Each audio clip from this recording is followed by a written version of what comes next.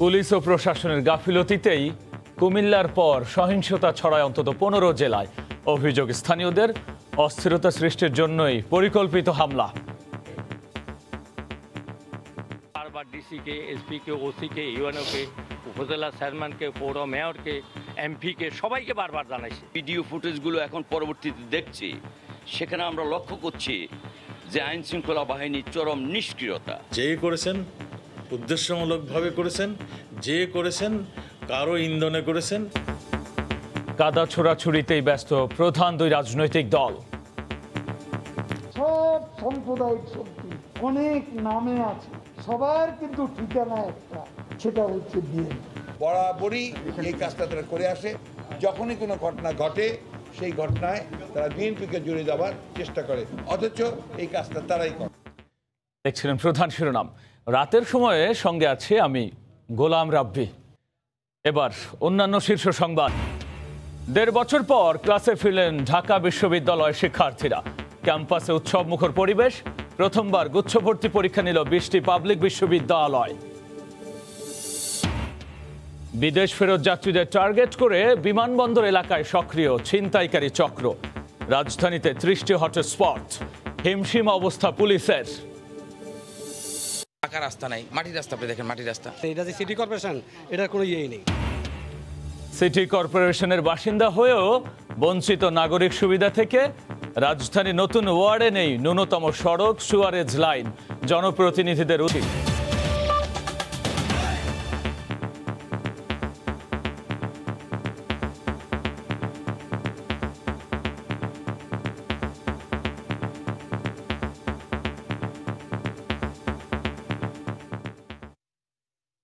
দুর্গাপূজায় কুমিল্লার পর সহিংসতা ছড়ায় দেশের অন্তত 15 জেলায়।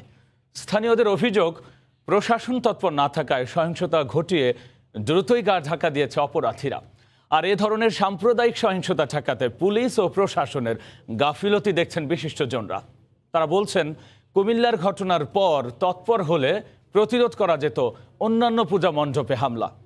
আর সাবেক পুলিশ মহাপরিদর্শক বলছেন, জবাবদিহির আওতায় আনতে হবে আইন শৃঙ্খলা রক্ষা বাহিনীর কর্মকর্তাদের। আফজাল হোসেনের রিপোর্ট। রামু থেকে কুমিল্লা, ছোট ঘটনাকে ঢাল হিসেবে ব্যবহার করে সাম্প্রদায়িক সহিংসতা চালিয়েছে সুবিধালোভী অন্ধকারের একটি গোষ্ঠী। একটি বাদে কোনো ঘটনাতেই মূল হোতাদের চিহ্নিত করতে পারেনি পুলিশ প্রশাসন। বারবার প্রশ্ন উঠেছে তাদের ভূমিকা নিয়ে। এবারের দুর্গাপূজায় কুমিল্লায় পূজা মণ্ডপে হামলার পর দেশের অন্তত 15টি জেলায় ছড়িয়ে পড়ে সহিংসতা। কুমিল্লার ঘটনার দুদিন পরেও অনেক মণ্ডপে ছিল না পুলিশের উপস্থিতি। আর এই সুযোগে সহিংসতা ঘটিয়ে সটকে পড়েছে অপরাধীরা। ডেকেও মেলেনি পুলিশের সাড়া, এমন অভিযোগ উঠেছে কোথাও কোথাও। হিন্দু বৌদ্ধ খ্রিস্টান ঐক্য পরিষদের তথ্যমতে সারা দেশে 100-র মতো পূজা মণ্ডপে হামলা হয়েছে। এই জন্য আইন শৃঙ্খলা রক্ষাকারী বাহিনীর গাফিলতিকে দুষছেন সাধারণ মানুষ। তারা বারবার ডিসি কে, এসপি কে, ওসি কে, ইউএনও কে, উপজেলা চেয়ারম্যানকে, পৌর মেয়রকে, এমপি কে সবাইকে বারবার জানাইছে, আকুতি জানাইছে তাদেরকে বাঁচানোর জন্য, কিন্তু কেউ আগায় আসে না। ভিডিও ফুটেজগুলো এখন পরবর্তীতে দেখছি, সেখানে আমরা লক্ষ্য করছি যে আইন শৃঙ্খলা বাহিনীর চরম নিষ্ক্রিয়তা। এই বিষয়টি আমাদের নাগরিক জীবনকে আমাদেরকে উদ্বিগ্ন করে। হিন্দু বৌদ্ধ খ্রিস্টান ঐক্য পরিষদের নেতারা বলছেন, বারবার সতর্ক করার পরও সাম্প্রদায়িক হামলা ঠেকাতে ব্যর্থ হয়েছে প্রশাসন। প্রোঅ্যাক্টিভ হয়ে আগে থেকে প্রতিরোধমূলক কোনো ব্যবস্থা গ্রহণ করার ক্ষেত্রে কোনো ভূমিকা কিন্তু দেখা যায় না। প্রশাসন প্রাথমিকভাবে যখনই ঘটনার সূত্রপাত হয় সেটাকে যদি শক্তভাবে হাতে নিতেন তাহলে এটি এই পর্যায়ে যেতে পারে না। কোনো রকম প্রতিবন্ধকতা ছাড়া তোলপাড় করবে, ভাঙচুর করবে, সব কিছু তছনছ করবে, এই দায়িত্ব প্রশাসনকে নিতেই হবে। যেসব জেলায় সহিংসতা হয়েছে ওইসব জেলার পুলিশ ও গোয়েন্দার ঊর্ধ্বতন কর্মকর্তাদের জবাবদিহির আওতায় আনার পরামর্শ দিয়েছেন সাবেক পুলিশ মহাপরিদর্শক। তাদের প্রত্যেকটা ব্যাপারে তদন্ত করে ব্যবস্থা নেওয়া উচিত, যে তারা কোনো অ্যাডভান্স সতর্কতামূলক ব্যবস্থা নিচ্ছিল কিনা। আর না নিয়ে থাকে তাহলে তো সংশ্লিষ্ট অফিসারদেরকে জবাবদিহিতে আনতে হবে। সাম্প্রদায়িক সম্প্রীতি নষ্টের ষড়যন্ত্র যে কোনো মূল্যে রুখতে প্রশাসনের পাশাপাশি সমাজের সর্বস্তরের মানুষকে এগিয়ে আসার আহ্বান জানিয়েছেন তারা। আফজাল হোসেন, সময় সংবাদ, ঢাকা। এ নিয়ে বিস্তারিত আলোচনার জন্য স্টুডিওতে যুক্ত হয়েছেন সহকর্মী আফজাল হোসেন। যাচ্ছি তার কাছে। আফজাল, সাম্প্রতিক কিছু ঘটনা যেটা আপনার রিপোর্টে উঠে এসেছে, যার কারণে আমরা একটা বাজে সময় পার করছি। যদিও আন্তর্জাতিক যত সেমিনার এবং বড় বড় লেখকের লেখনীতে উঠে আসে, কিন্তু যে বিশ্বে বিদ্যমান যতগুলো রাষ্ট্র আছে তার মধ্যে সবচেয়ে সাম্প্রদায়িক সম্প্রীতির দেশের এক বড় উদাহরণ হচ্ছে বাংলাদেশ। এমনকি এর প্রমাণ হিসেবে আহমদ সফর একটি লেখা উল্লেখ করতে হয়। তিনি তার লেখায় বলেছিলেন যে দক্ষিণ এশিয়ার সবচেয়ে আপনার হচ্ছে অসাম্প্রদায়িক দেশের মধ্যে তালিকার প্রথম দিকে থাকবে হচ্ছে বাংলাদেশ। এবং আমাদের মহান সংবিধানের 41-এর 1-এর কত কিন্তু ধর্মীয় স্বাধীনতার কথা বলা হচ্ছে। তারপরও লজ্জাজনক যে এরকম ঘটনা মাঝে মধ্যে ঘটে এবং ঘটছে। সাম্প্রতিক যে ঘটনাগুলো ঘটছে, এই ঘটনাগুলোর শুরুতে আপনার কাছ থেকে এই অপচেষ্টাগুলো কোথায় কোথায় কি ঘটলো সেটির একটা বিস্তারিত একটি গল্প দিয়ে আমি শুরু করতে চাই। গত মাসের ঘটনা, কুমিল্লারই ঘটনা। সুধীর বাবু নামে একজন ব্যক্তি, হিন্দু, তার বন্ধু মারা গিয়েছিলেন আমির হোসেন। তার বন্ধুর জানাজায় অংশ নেওয়ার জন্য প্রায় 1.5 কিলোমিটার তিনি হাঁটতে পারতেন না, লাঠিতে ভর করে জানাজার নামাজের যখন চলছিল ঠিক তার পেছনেই তিনি বসে বসে কাঁদছিলেন। এটি হচ্ছে বাংলাদেশ। সাম্প্রদায়িক যে সম্প্রীতি, সেই সম্প্রীতির বাংলাদেশে কিন্তু আমাদের বাংলাদেশে বিদ্যমান রয়েছে। কিন্তু মাঝে মাঝে কিছু ঘটনা ঘটে যায় যার কারণে এটি নিয়ে প্রশ্নের মুখে পড়ে, যেটি কুমিল্লাতে ঘটেছে। এবং কুমিল্লায় সবচেয়ে বেশি প্রশ্নের মুখে যেটি এসেছে যে পুলিশ প্রশাসনের অসহযোগিতা এবং গাফিলতি। আমরা 3টি পূজা মণ্ডপের যারা কমিটি রয়েছেন, পূজা উদযাপন কমিটি, তারা বারবার বলেছেন যে সকাল 11টা থেকে বেলা 3টা পর্যন্ত, বিকেল 3টা পর্যন্ত পুলিশকে কল করা হয়েছে, কিন্তু পুলিশ আসেননি।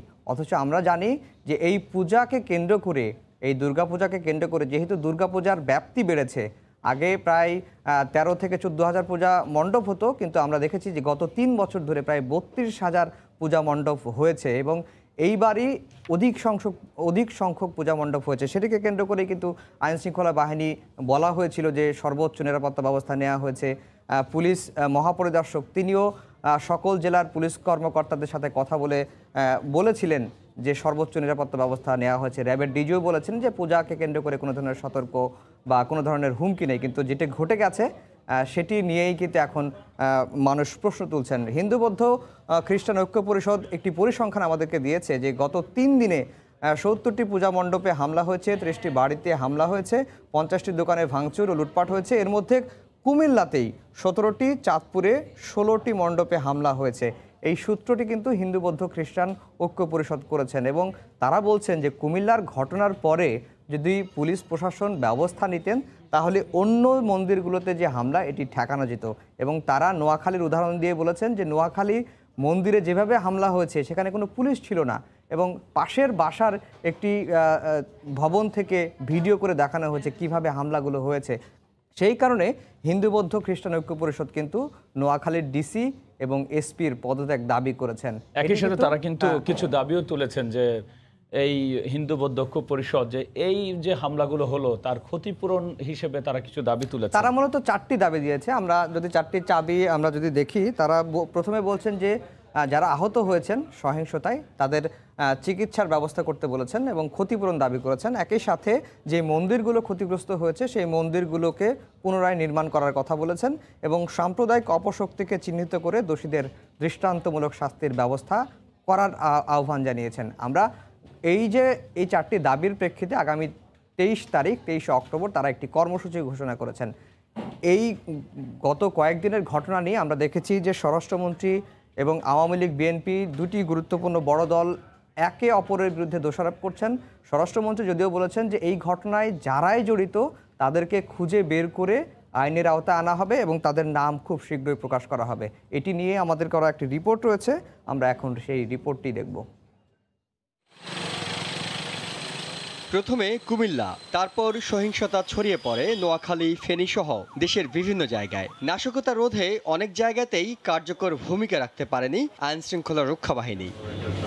তবে রোববার সাংবাদিকদের মুখোমুখি হয়ে স্বরাষ্ট্রমন্ত্রীর দাবি, কারা এই ঘটনার নেপথ্যে অনেকটুকু গুটিয়ে আনা হয়েছে তদন্তের জাল। পুরো ঘটনাকে উদ্দেশ্য প্রণোদিত দাবি তার। আমরা খুব সিরিয়াসলি দেখছি, আমরা একটা নির্ভুল তদন্তের মাধ্যমে খুব শীঘ্রই জানাবো বলে আমরা আশা করছি। এটা যে করেছেন উদ্দেশ্যমূলকভাবে করেছেন, যে করেছেন কারো ইন্ধনে করেছেন। আমাদের দেশের লোকেরই তো অভাব নেই, দেশের বাইরের থেকে কলকাঠি কেউ কেউ নাড়ছে কিনা সেগুলো আমাদের তদন্তে বেড়ে আসবে। রাজধানীতে অন্য একটি অনুষ্ঠানে আওয়ামী লীগের সাধারণ সম্পাদক ওবায়দুল কাদের পুরো ঘটনার জন্য বিএনপিকে দায়ী করেন। এই সাম্প্রদায়িক যে শক্তি, এরা বিষধর সাপ, এই বিষধর সাপ সুযোগ পেলেই ছবল মারবে। সব সাম্প্রদায়িক শক্তির একটি ঠিকুজি, সেটা হচ্ছে বিএনপি। অন্যদিকে নয়াপল্টনে বিএনপির কেন্দ্রীয় কার্যালয়ে আয়োজিত সংবাদ সম্মেলনে দলটির মহাসচিব অভিযোগ করে বলেন, আইন শৃঙ্খলা বাহিনী নীরব দর্শকের ভূমিকা পালন করায় এমনটি ঘটেছে। সম্পূর্ণভাবে আইন শৃঙ্খলা রক্ষা বাহিনীর উদাসীনতার কারণে তারা নীরব দর্শকের ভূমিকা পালন করে গোটা বিষয়টাতে, যে সরকারের মদতপুষ্ট হয়েই এই ঘটনাগুলো ঘটেছে। বরাবরই এই কাজটা তারা করে আসে। যখনই কোনো ঘটনা ঘটে সেই ঘটনায় তারা বিএনপিকে জড়িয়ে দেওয়ার চেষ্টা করে, অথচ এই কাজটা তারাই করে। সহিংসতা প্রতিরোধে সরকার ব্যর্থ বলেও অভিযোগ করেন বিএনপি নেতারা। হেসান জুয়েল, সময় সংবাদ, ঢাকা। রাব্বি, আফজাল, আমরা পাল্টাপাল্টি দোষারোপ সবসময় যেটা দেখে থাকি এবারের ক্ষেত্রে ঠিক একই দেখছি, কিন্তু আমরা যদি ঘটনাগুলোর দিকে একটু তাকাই, কুমিল্লা, তারপরে কিন্তু চাঁদপুরে হত্যা বা আপনার হচ্ছে গুলিতে লাশ পড়ার মতো ঘটনা ঘটছে। একই সাথে আমরা যে ঘটনাগুলোর দিকে যেতে চাই সেটি হচ্ছে এর আগে যে ঘটনাগুলো ঘটেছে, যেমন রামুর কথা যদি আমরা উল্লেখ করি, সেখানে কিন্তু ট্রাকে করে এসে তারপরে হামলা চালানো হয়েছে। ঠিক একই সাথে নাসিরনগর, শাল্লা, বান্দরবনের লামা সব জায়গায় কিন্তু অনেক সময় নিয়ে হামলা হয়েছে। তারপরও পুলিশ প্রশাসন এবং বড় দলগুলোর থেকেও কিন্তু বলা হয়ে থাকে পরিকল্পিত হামলা। তাহলে কেন পুলিশ বা প্রশাসনে এই ঘটনাগুলো আগে আজ করে ব্যবস্থা নিতে পারে না? এই যে কুমিল্লার ঘটনা বললাম, যে কুমিল্লার এই যে ঘটনার ঠিক আগেও কিন্তু মুরাদনগরে একটি হামলা হয়েছিল হিন্দুদের বাড়িতে, সেটির কিন্তু কারা করেছিল, পেছনে কে, এটি কিন্তু তদন্তে বেরিয়ে আসে নাই, এখন পর্যন্ত নাম প্রকাশ করা হয় নাই। আর আপনি রামুর কথা বললেন, 2012 সালের এই ঘটনায় 19টির মতো মামলা হয়েছিল, সেই মামলার বিচার কিন্তু এখনও শুরু হয় নাই। আর নাসিরনগরের মামলাটিও একেবারে ঝুলে আছে, বিচার শুরু হয়নি। আর 2017 সালে রংপুরের গঙ্গাছড়ায় একটি ঘটনা ঘটেছিল, সেই মামলারও কোনো অগ্রগতি নাই। আফজাল, আমরা যদি সাম্প্রতিক যে মামলাগুলো হলো সেগুলোর কতগুলো অভিযোগ দায়ের হয়েছে বা আমরা এখন সেটি দেখব। আমরা 3টি জেলার পরিসংখ্যান একটু দেখাতে চাই। প্রথমে দেখাতে চাই হচ্ছে যে নোয়াখালী জেলায় মামলা হয়েছে। এই মামলাটি মূলত যেটি হয়েছে যে এই মামলার অভিযোগ ছিল মন্দিরে হামলা, ভাঙচুর, লুটপাট, 2 জনকে পিটিয়ে হত্যা। আর এই ঘটনায় 15 জনের নাম উল্লেখ করে মামলা করা হয়েছে। 180 থেকে 200 জনকে অজ্ঞাত আসামি করা হয়েছে, আর 57 জনকে এখন পর্যন্ত আটক করা হয়েছে। আর কুমিল্লার ঘটনায় 4টি মামলা হয়েছে, আটক 43 জন। আজকে স্বরাষ্ট্রমন্ত্রী বলেছেন যে সন্দেহভাজন 2 থেকে 3 জনকে গ্রেফতার করা হয়েছে, একজনকে গ্রেফতার করা হয়েছে ফেসবুকে যে ভিডিওটি ছড়িয়ে দেওয়ার জন্য। আরেকটি মামলা হয়েছে ফেনীতে, আমরা সবশেষ যেটি দেখলাম যে ফেনীতে মামলা হয়েছে। ফেনীতে 2টি মামলা হয়েছে, একটি মামলায় আসামি করা হয়েছে 200 থেকে 250 জন, অপর মামলায় 100 থেকে 150 জন। এদের সবাইকে কিন্তু অজ্ঞাত আসামি করা হয়েছে, কাউকে এখন পর্যন্ত গ্রেফতার করা হয়নি। কিন্তু হিন্দু বৌদ্ধ খ্রিস্টান ঐক্য পরিষদ বলছে যে 25 থেকে 30% মামলা হয়, যে ঘটনাগুলো ঘটে এই ঘটনার 25 থেকে 30% মামলা হয়, আর তারা বিচার পান 5 থেকে 6%। বিচারের হারটা কিন্তু কম। যদি বিচার হতো, দৃষ্টান্তমূলক শাস্তি পেতেন অতীতের যে ঘটনাগুলো ঘটেছে সেটির, তাহলে হয়তো তারা বলছেন যে এই ঘটনাগুলোর পুনরাবৃত্তি ঘটতো না। তাছাড়াও যে সাম্প্রদায়িক সম্প্রীতি যে বাংলাদেশ, সেটি গড়তে হলে দলমত নির্বিশেষে সবাইকে মিলে সামাজিক আন্দোলন করতে হবে। যারা ধর্মান্ধ, ধর্মীয় যে সাধারণ জ্ঞানটুকু নাই, একজন ইসলাম যদি সেই ধর্মাবলম্বী হয় তাহলে অন্য ধর্মের প্রতি কী ধরনের শ্রদ্ধা থাকা উচিত, এটি কিন্তু অনেক বক্তারাই বলছেন। কিছুক্ষণ পরে হয়তো সেই রিপোর্টটিও আমাদেরকে দেখানো হবে, আপনাদেরকে দেখানো হবে। সেটির জ্ঞান না থাকার কারণেই এই হামলাগুলো হচ্ছে। সেটি নিয়েও সামাজিক রিপোর্টের কথা বলছিলেন, ধর্ম নিয়ে সবসময় একটি কথা উঠে আসে যে ধর্ম নিয়ে বাড়াবাড়ি করা ঠিক না। একই সাথে কিন্তু আমরা অন্য একটি কথা সবসময় বলে থাকি যে সবার উপরে মানুষ সত্য। আমরা আসলে এই মানুষ হওয়ার ক্ষেত্রে বাধাটা কোন জায়গাটায় পাচ্ছি? আসলে মানুষ হওয়ার ক্ষেত্রে বাধা যেটি হচ্ছে মানুষের মূল্যবোধ এবং জ্ঞানের অভাব। অধিকাংশ সময় আমরা দেখেছি যে এই সহিংসতার পেছনে সামাজিক যোগাযোগ মাধ্যমে গুজব ছড়ানো হচ্ছে। এই গুজবে কান না দেয়া এবং সঠিক জিনিসটা যাচাই করে যে প্রকৃত অপরাধী তার বিচার হতেই হবে। কিন্তু এই একজন অপরাধীর, যিনি অপরাধ করেছেন, তার জন্য অন্য একটা সম্প্রদায়কে অত্যাচার করা, নির্যাতন করা, সেটি যেমন কাম্য নয়, এবং হিন্দু নেতারা বলছেন যে এইটি বিচ্ছিন্ন ঘটনা কিছু ঘটেছে। সরকারের কাছে তারাও দাবি জানিয়েছেন যে সরকার কঠোর হলে ভবিষ্যতে এই ধরনের ঘটনা ঘটবে না। রাব্বি, আমরাও একই আশা করছি। আফজাল, আপনি আলোচনায় অংশ নেওয়ার জন্য ধন্যবাদ। রাতের সময় আরও থাকছে। পাইকারিতে পেঁয়াজের দাম কেজিতে 55 টাকার বেশি হলেই ব্যবস্থা, হুঁশিয়ারি বাণিজ্য মন্ত্রীর। বললেন, বাজারের সংকট সৃষ্টি হয় ভারতের কারণে।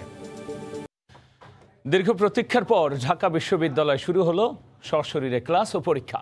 প্রাণের ক্যাম্পাস আগের চেহারায় ফেরায় উচ্ছ্বসিত শিক্ষার্থীরা। তবে করোনার কারণে একাডেমিক ক্ষতি পুষিয়ে নেওয়ার তাড়না ছিল সবার মধ্যেই।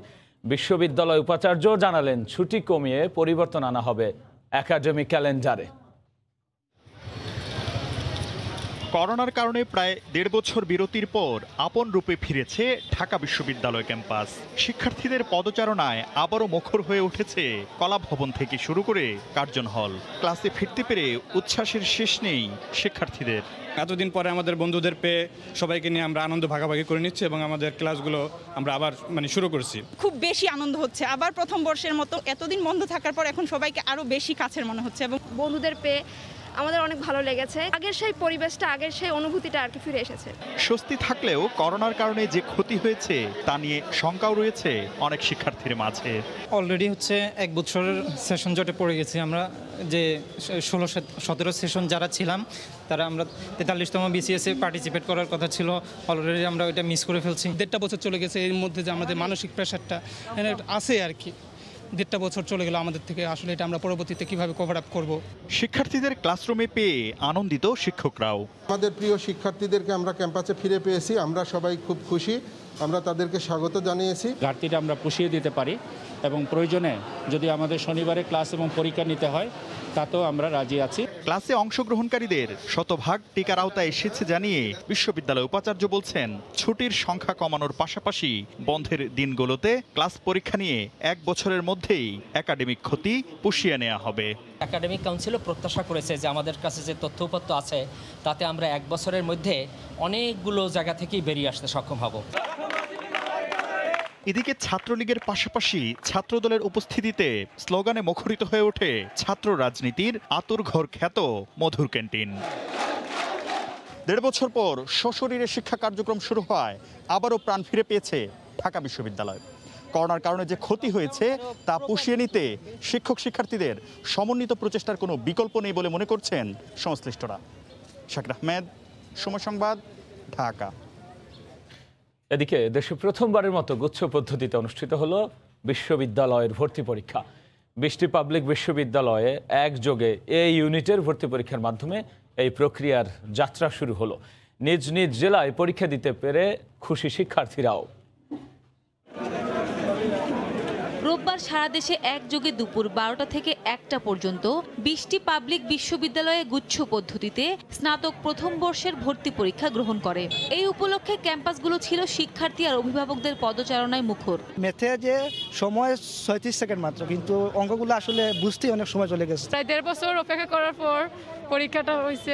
এক জেলা থেকে আরেক জেলায় যাতায়াতের ভোগান্তি না থাকায় এই পদ্ধতিকে স্বাগত জানান শিক্ষার্থী ও অভিভাবকরা। তো আমাদের জায়গায় জায়গায় যেতে হতো, এটা আমাদের বিভাগের মধ্যে দিতে পারতেছি। সারা বাংলাদেশের বিভিন্ন ইউনিভার্সিটিতে যে বারবার পরীক্ষা দেওয়ার চেয়ে এটা সুন্দর একটা অবস্থা। তবে কেন্দ্র নির্বাচন সংক্রান্ত জটিলতায় ভোগান্তিতে পড়তে হয় অনেককে। ভেবেছিলাম যে আমাদের পার্শ্ববর্তী যে শহরগুলো অঞ্চলে সেখানে আমাদের পরীক্ষা হবে, কিন্তু না, আমাদের পরীক্ষা আমি বগুড়া অধিবাসী হয়েও ময়মনসিংহে দিতে হলো। স্বাস্থ্যবিধি মেনে পরীক্ষার্থীদের আসন বিন্যাস সহ পরীক্ষা সুষ্ঠু করতে সব ব্যবস্থা নেওয়া হয়েছে বলে জানিয়েছেন বিশ্ববিদ্যালয় কর্তৃপক্ষ।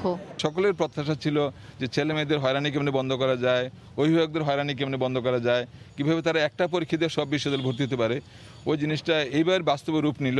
তারা একটা মাত্র পরীক্ষা দিয়ে তারা 20টা বিশ্ববিদ্যালয়ে ভর্তি হওয়ার জন্য তারা কিন্তু যোগ্যতা অর্জন করলো। গুচ্ছ পদ্ধতিতে লিখিত পরীক্ষা না থাকায় 100 নম্বরের পুরোটাই ছিল এমসিকিউ। সিদ্ধান্ত অনুযায়ী 3টি বিভাগেই ধাপে ধাপে অনুষ্ঠিত হবে এই ভর্তি পরীক্ষা। সাদিয়া আফরিন, সময় সংবাদ। রোহিঙ্গা এবং আটকে পড়া পাকিস্তানিদের বাংলাদেশের জন্য বোঝা হিসেবে উল্লেখ করে প্রধানমন্ত্রী শেখ হাসিনা বলেছেন, তারা বাংলাদেশের অর্থনীতিতে চাপ সৃষ্টি করছে।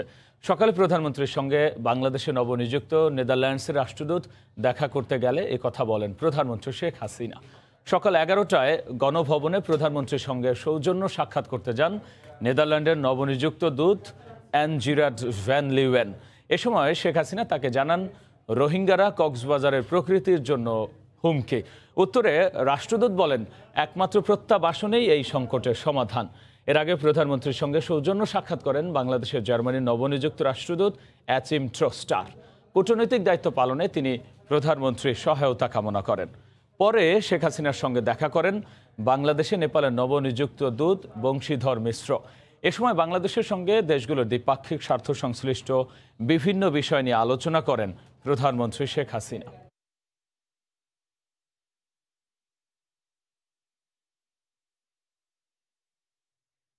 এই মুহূর্তে ওমানের মাস্কাটে আছেন রিপোর্টার সাজিদ মুস্তাহিদ। এ বিষয়ে বিস্তারিত জানতে সরাসরি যুক্ত হচ্ছে তার সঙ্গে। সাজিদ, বলা যায় বাংলাদেশের জন্য কিন্তু বেশ ভালো একটা শুরু হয়েছিল এবং 53 রানে কিন্তু স্কটল্যান্ডের 6 উইকেট তুলে নিয়েছে বাংলাদেশ, যেটা এর আগে আমি জানিয়েছিলাম যখন সরাসরি যুক্ত হয়েছিলাম যে স্কটল্যান্ডের আপনার স্পিন দুর্বলতা কাজে লাগাতে চেয়ে বাংলাদেশ, এবং সেই স্কটল্যান্ডের যে স্পিন দুর্বলতাটা কিন্তু এখানে আরও স্পষ্ট হয়ে আমরা দেখেছি, যে কারণে আমরা যেটা দেখলাম যে বাংলাদেশের 2 স্পিনারে কিন্তু অধিকাংশ উইকেট তুলে নিয়েছে। এখন পর্যন্ত যে 6টি উইকেট পড়েছে তার মধ্যে 5টি কিন্তু বাংলাদেশের 2 স্পিনার তুলে নিয়েছে।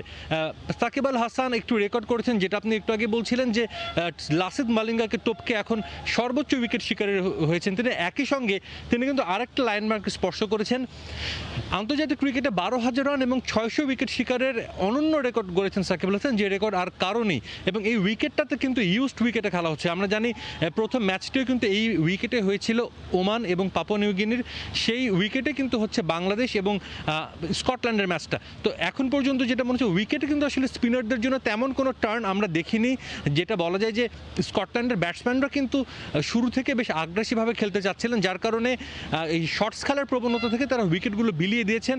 একই সঙ্গে কিছু ভালো আমরা ফিল্ডিংও দেখেছি বাংলাদেশে, 2-1টি ক্যাচ ড্রপ হয়েছে এটা ঠিক, তবে এর বাইরে কিন্তু ভালো 2টি ক্যাচও হয়েছে, যেটা আমরা দেখেছি আফিফ হোসেন ধ্রুব একটি ভালো ক্যাচ নিয়েছেন। তো সবকিছু মিলে যেটা বলা যায় যে বাংলাদেশের আসলে স্কটল্যান্ডকে যত কম রানে সম্ভব আসলে এখন তাদেরকে রুখে তাদেরকে আটকে রাখতে হবে, কারণ আমরা জানি এরই মধ্যে কিন্তু যে জুটিটা আছে এই জুটি কিন্তু প্রায় 40-এর বেশি রান করে ফেলেছে। তো এখন বাংলাদেশের যদি এই স্কটল্যান্ডের স্কোরটাকে 130-40-এর মধ্যে রাখতে পারে, ডেফিনেটলি বাংলাদেশের জন্য খুব সহজ একটা ম্যাচ হবে। তো আমার কাছে মাস্কাটের আল আমিরাত স্টেডিয়াম থেকে এই ছিল সবশেষ খবর। টি-20 বিশ্বকাপে স্কটল্যান্ডের বিপক্ষে দারুণ সূচনা করেছে বাংলাদেশ।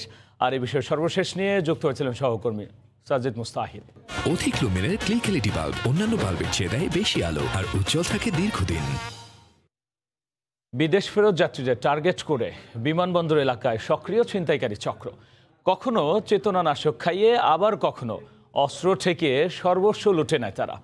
বাংলাদেশি বংশোদ্ভূত ব্রিটিশ এক নাগরিকের মালামাল লুটের মামলায় 3 জনকে গ্রেফতারের পর গোয়েন্দারা বলছেন চলতি বছরেই চক্রটি শতাধিক ছিনতাইয়ের ঘটনা ঘটিয়েছে। গেল 5 অক্টোবর দেশে ফেরেন বাংলাদেশি বংশোদ্ভূত ব্রিটিশ নাগরিক ওমর শরীফ। বিমানবন্দর থেকে বেরিয়ে বাস কাউন্টারে গেলে 2 জন নিজেদেরকে তার নিজ জেলা নাটোরের বলে একসাথে বাড়ি ফেরার প্রস্তাব দেয়। রাজি হলে ওই 2 ব্যক্তি বাসের টিকিট কাটার ব্যবস্থা করে। গাড়ি সিরাজগঞ্জের ফুড ভিলেজে পৌঁছালে ডাব খেতে দেয় তারা, তাতেই বাধে বিপত্তি। অজ্ঞান হয়ে গেলে সর্বস্ব লুটে পালিয়ে যায় 2 জন। 2.5 লক্ষ টাকার মতো টাকা ছিল, যেটা আমি যে ওইখানে ভাঙাইছি আর কি এয়ারপোর্টে। তারপরে আমার অনেক কাপড় চোপড় ছিল ওখানে, তারপরে এছাড়াও আরও অনেক জিনিস ছিল। এর আগের মাসে মিশর প্রবাসী এক ব্যক্তি ছিনতাইয়ের শিকার হন। সিসিটিভির ফুটেজ ও প্রযুক্তি সহায়তায় শনাক্ত করা হয় আসামিদের। বিমানবন্দর এলাকায় অভিযান চালিয়ে গ্রেফতার করা হয় 3 জনকে। এ চক্রের প্রধান আপেল হাজি হওয়ায় সে সহজেই টার্গেটকে নিজের আয়ত্তে নিয়ে নিতে পারে। তাদের মূল উদ্দেশ্য হলো প্রবাসীদেরকে টার্গেট করে এবং তারা অপরাধটা করে ঢাকার বাইরে নিয়ে পুলিশকে এড়িয়ে তারা কাজ করে। গোয়েন্দারা বলছেন বিমানবন্দরে ওত পেতে থাকা চক্রটির প্রধান টার্গেট বিদেশ ফেরতরা। চলতি বছরেই 100-এরও বেশি ছিনতাইয়ের কথা স্বীকার করেছে তারা। যে মূল হোতা মাসুদুল হক, তার নিকট হতে জানা যায় প্রায় 46 লক্ষ টাকার মালামাল ইতিমধ্যে গত 1 বছরে তারা তাদের টিম লুণ্ঠন করে নিয়ে যায় এবং তারা নিজেদের মধ্যে ভাগ-বাঁটোয়ারা করে। বিমানবন্দর থেকে বাড়ি ফেরার ক্ষেত্রে প্রবাসীদের আরও সতর্ক থাকার আহ্বান জানিয়েছে পুলিশ। বুলবুল রেজা, সময় সংবাদ, ঢাকা। পরিকল্পিতভাবে সাম্প্রদায়িক হামলা চালিয়ে দেশকে অস্থিতিশীল করার অপচেষ্টা করা হচ্ছে বলে মন্তব্য করেছেন গণ কমিশনের তদন্ত কমিটির সদস্যরা। বিকেলে ব্রাহ্মণবাড়িয়া সার্কিট হাউসে সাংবাদিকদের প্রশ্নের জবাবে একথা বলেন তারা। গত ২৬ মার্চ থেকে ২৮ মার্চ পর্যন্ত নারকীয় তাণ্ডব চালানো হয় ব্রাহ্মণবাড়িয়ায়। সেই ঘটনার তদন্তে যান গণ কমিশনের তদন্ত গণশুনানির ৫ সদস্যের প্রতিনিধিরা। তারা বলেন, ব্রাহ্মণবাড়িয়া কুমিল্লার ঘটনা একই সূত্রে গাথা। এ সময় ব্রাহ্মণবাড়িয়া সদর ৩ আসনের সংসদ সদস্য আ.ম. ওবায়দুল মুক্তাদির চৌধুরীর কাছ থেকে সাক্ষ্য নেওয়া হয়। এ সময় তিনি জনসম্মুখে তদন্তের ফলাফল তুলে ধরার আহ্বান জানান।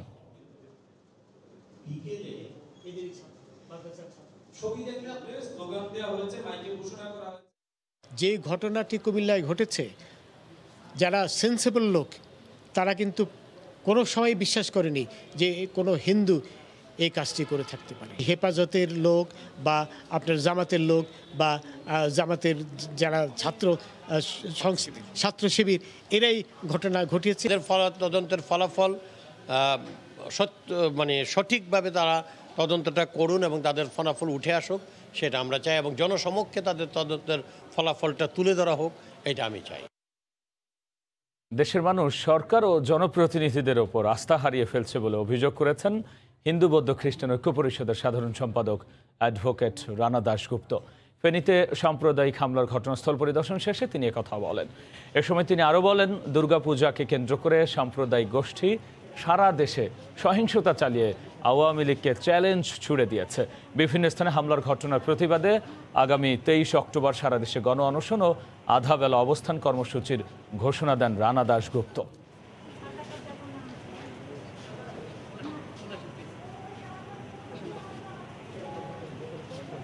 যাতায়াতের সড়ক নেই, রাস্তায় নেই বাতি, উধাও নাগরিক সুবিধা, তবুও তার নাম সিটি কর্পোরেশন। ঢাকার সঙ্গে যুক্ত হওয়া নতুন ওয়ার্ডগুলোর এমনই বেহাল দশা। গত কয়েক বছরে কেবল মিলেছে জনপ্রতিনিধির আশ্বাস, কাজের কাজ হয়নি কিছুই। তবে স্থানীয় কাউন্সিলরের দাবি, অর্থ মন্ত্রণালয় টাকা ছাড় না করায় উন্নয়ন কাজে হাত দিতে পারছেন না তারা। সাদাত রহমতুল্লাহ রিপোর্ট। অতিবৃষ্টিতে নয়, শুষ্ক মৌসুমে সড়কে থাকে হাঁটু পানি, আর বৃষ্টি হলেই পানির নিচে হারিয়ে যায় ২০১৭ সালে ইউনিয়ন ভেঙে সিটি কর্পোরেশনে যুক্ত হওয়া ৫৪ নম্বর ওয়ার্ড। খানাখন্দে ঘেরা এটি তুরাগ এলাকার প্রধান সড়ক। তা নিয়ে দুর্ভোগ সাধারণ মানুষের। সব পানি এই যে রাস্তার মাঝে জমে আছে, নাগরিক কোনো সুযোগ সুবিধা আমাদের নাই। নতুন যুক্ত হওয়া সিটি কর্পোরেশনের অধিকাংশ সড়কই নেই পিচ ঢালাই, নেই সোয়ারেজ লাইন। প্রায় এলাকায় ঘটে দুর্ঘটনা। স্থানীয়রা জানান, দিনের বেলা চলাফেরা সম্ভব হলেও রাতে সড়ক বাতির অভাবে থাকতে হয় নিরাপত্তাহীনতায়। দিনে হোক রাতে হোক পথ চলতে যদি সমস্যা হয়, যে কোনো মুহূর্তে একটা লোকে হামলা করতে পারে।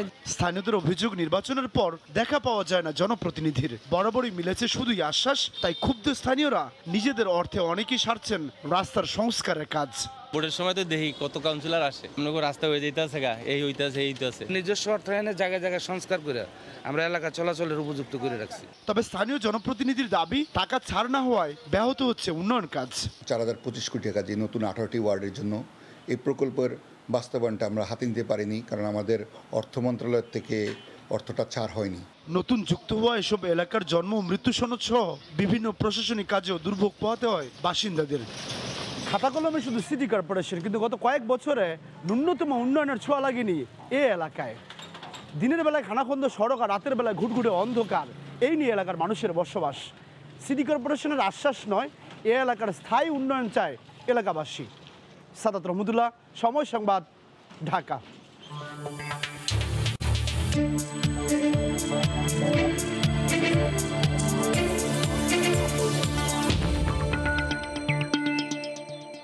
পেঁয়াজের দাম নিয়ন্ত্রণে সরকার সর্বোচ্চ চেষ্টা করলেও ভারতের কারণে সংকটে পড়তে হয়েছে বলে মনে করছেন বাণিজ্যমন্ত্রী। দুপুরে বিনিয়োগ সম্মেলন নিয়ে ডিসিসিআই এর সংবাদ সম্মেলনে তিনি বলেন, পাইকারি বাজারে কোনোভাবেই কেজি প্রতি পেঁয়াজের দর ৫৫ টাকার বেশি হতে পারবে না। এদিকে ব্যবসায়ীরা লাভ করবেন, কিন্তু অতি মুনাফার প্রমাণ পেলে কঠোর ব্যবস্থা নেওয়া হবে বলে হুঁশিয়ারি দিয়েছে এফবিসিসিআই।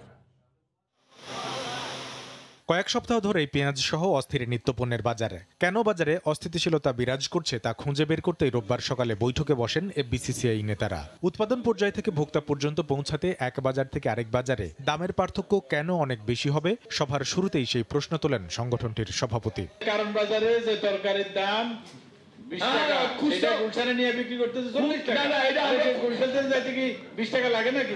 এমন প্রশ্নের জবাবে নিজেদের পক্ষে যুক্তি দাঁড় করালেও অসাধু ব্যবসায়ীদের চিহ্নিত করার দাবি জানান আমদানিকারক, আড়ত মালিক সহ বিভিন্ন পর্যায়ের ব্যবসায়ীরা। পেঁয়াজটা রাখলে আপনার ওই টাইমে যদি রাখে 1 মণ, এই টাইমে আসে মিনিমাম 12 থেকে 15 কেজি পেঁয়াজ ঘাটতি হয়ে যায়। আমদানি হলে দাম কমে যাবে, আমদানি কম হলে দাম বেড়ে যাবে। যদি বৈধ কারণে বেড়ে থাকে তাহলে তো সমস্যা নাই।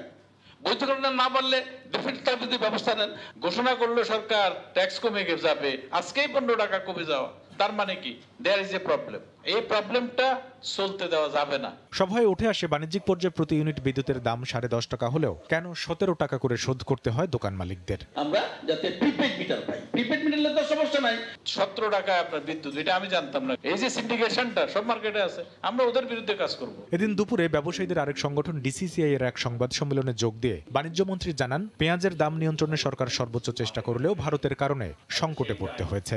কোনো জিনিস তো আমাদের নিয়ন্ত্রণের বাইরে, যেটা আন্তর্জাতিক বাজারে মূল্য বৃদ্ধি পায়, সেটাও কিন্তু আপনাদের বিবেচনায় আনতে হবে। ভারত যখন বন্ধ করে দেয় তখনই আমাদের প্রভাবটা পড়ে। বাজারে চালের ঘাটতি নেই জানান ব্যবসায়ীরা, তবে হঠাৎ করেই নিত্যপণ্যের দাম বৃদ্ধির একটি বড় কারণ হিসেবে সঠিক তথ্যের অভাবকে চিহ্নিত করেন ব্যবসায়ীরা। কামরুল হাসান সবুজ, সময় সংবাদ, ঢাকা। এ পর্যায়ে শীর্ষ সংবাদ জানিয়ে দিচ্ছি আরও একবার।